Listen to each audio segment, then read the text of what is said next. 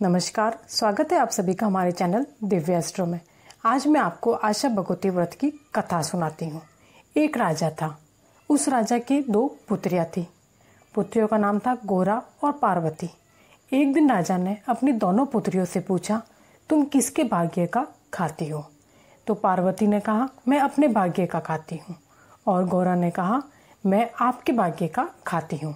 यह सुनकर राजा ने गोरा का विवाह एक राज परिवार के युवक के साथ किया और पार्वती का विवाह शिवजी के साथ कर दिया।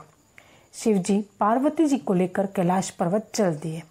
रास्ते में पार्वती का जहाँ भी पैर पड़ता वहाँ की धूप जल जाती।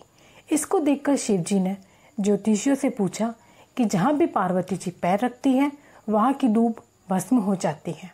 तब पंडितों ने बताया कि ये अपने पीहर जाकर आशा भगवती का व्रत उद्यापन करे तो इसका दोष मिट जाएगा। पंडितों के बताने पर शिवजी और पार्वती जी अच्छे अच्छे मूल्यवान वस्त्र धारण कर एवं गहने पहनकर पार्वती जी के पीहर चल दिए। रास्ते में उन्होंने देखा कि एक रानी के बच्चा होने वाला है। उसके कष्ट को देखकर पार्वती जी ने शिवजी से कहा कि मेरी कोख बंद कर दो। शिवजी ने कहा कि अपनी कोख मत बंधवाओ, अन्यथा बाद में बहुत ही पछताओगी। यह कहकर आगे चले तो देखा कि एक घोड़ी के बच्चा हो रहा है। उसका भी कष्ट देखकर पार्वती ने अपनी कोख बांधने की हट पकड़ ली। अंत में शिवजी ने पार्वती जी की कोख बंद कर दी और वे आगे की ओर चल दिए। पार्वती की बहन गोरा अपने ससुराल में बहुत ही दुखी थी। इधर पार्वती के अपने मायके पहुंचने पर मायके वालों ने पार्वती को पहचानने से इनकार कर दिया। तो पार्वती ने अपना नाम व पूर्व की बातें राजा को कही। तो राजा ने पार्वती से पुनः पूछा कि तुम किसके भाग्य का खाती हो?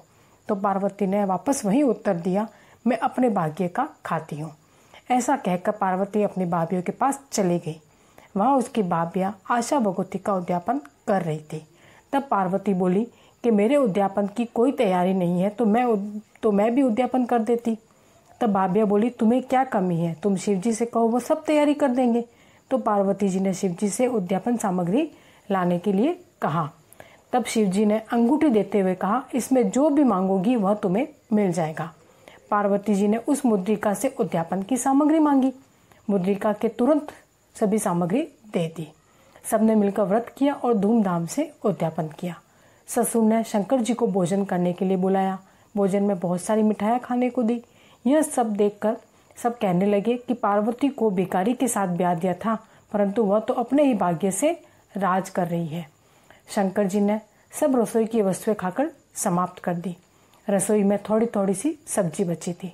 पार्वती जी ने उसी सब्जी को खाकर पानी पीकर पति के साथ अपने घर को चल दी। इसके बाद आगे चलने पर जो धूप सूख गई थी वह भी हरी हो गई। शंकर जी ने सोचा कि पार्वती जी का दोष मिट गया और आगे बढ़ने पर पार्वती जी ने देखा कि वही रानी कुआं पूजने जा रही थी, जिसे देख पार्वती जी बोली, महाराज मेरी कोख खोल दो। शिवजी बोले, अब मैं कैसे खोलूं? इस पर पार्वती जी ने हट पकड़ ली कि मेरी कोख खोलो, नहीं तो मैं इसी जगह अपने प्राण त्याग दूंगी। पार्वती जी का हट देखकर शिवजी ने पार्वती के मैल से गणेश जी को बनाया। पार्वती जी ने बहुत से नेकचार किए और कुआं पूजा। पार्वती जी बोली, मैं तो सुहाग बांटूंगी, और सब जगह शोर मच गया कि पार्वती जी सुहाग बांट रही है, जिसको लेना है ले लो। सब दौड़ दौड़ कर सुहाग ले गई। इस प्रकार किसी को भी पार्वती जी ने निराश नहीं लौटाया। इस कथा को अवश्य सुने, तभी आपका व्रत संपूर्ण हो पाएगा।